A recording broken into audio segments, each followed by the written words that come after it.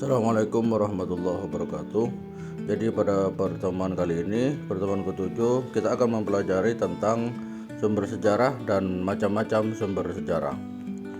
Sedikit rewind tentang pengertian sejarah. Jadi sejarah adalah kejadian yang terjadi pada masa lampau yang disusun berdasarkan peninggalan-peninggalan berbagai peristiwa. Peninggalan itu disebut sumber sejarah. Sumber sejarah adalah segala sesuatu yang memberikan informasi tentang kejadian di masa lampau. Menurut Muhammad Ali, sumber sejarah adalah segala sesuatu yang berwujud dan tidak berwujud serta berguna bagi penelitian sejarah sejak zaman purba sampai sekarang. Sedangkan menurut Muhammad Yamin, sumber sejarah adalah kumpulan benda kebudayaan yang membuktikan sejarah.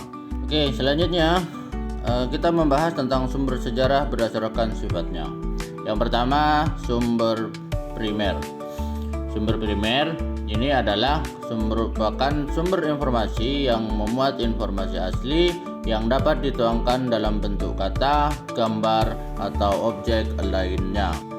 Sumber primer biasanya dihasilkan oleh orang-orang yang terlibat langsung dalam suatu peristiwa, kegiatan, atau kehidupan seseorang. Ada dua jenis sumber primer, yaitu naskah atau manuskrip source dan sumber yang ditertibkan, published source. Sumber yang kedua yaitu sumber sekunder. Sumber sekunder dapat dipahami sebagai sumber informasi yang menyajikan penafsiran, analisis, penjelasan, ulasan dari pengarang terhadap topik tertentu. Sumber sekunder bisa berupa analisis atau paparan yang mengambil sumber primer sebagai objek pembahasannya, sehingga dapat dikatakan bahwa sumber sekunder merupakan reproduksi dari sumber primer itu sendiri. Selanjutnya, macam-macam sumber sejarah: sumber tertulis, prasasti, naskah kuno, sumber benda, dan sumber lisan. Problem pencarian sumber sejarah.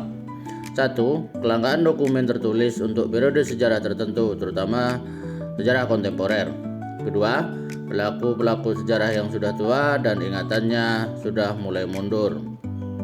Yang ketiga, sumber benda atau bangunan yang sudah rusak atau hilang. Dan keempat, sumber sejarah yang tersimpan di luar negeri.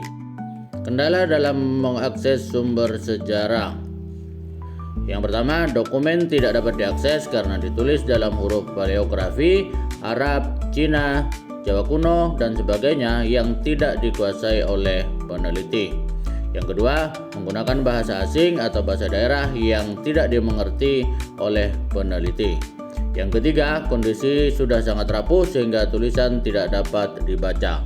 Baiklah, dari penjelasan tadi, silahkan cari sumber sejarah di badan arsip, museum, atau web yang terverifikasi yang bisa kalian download, lalu identifikasikan sumber-sumber tersebut apakah menjadi sumber primer atau menjadi sekunder. Lalu selanjutnya dari identifikasi tersebut buatlah rangkuman ringkas yang akan kita diskusikan nanti di pertemuan selanjutnya. Sekian dan selamat mengerjakan. Terima kasih. Wassalamualaikum warahmatullahi wabarakatuh.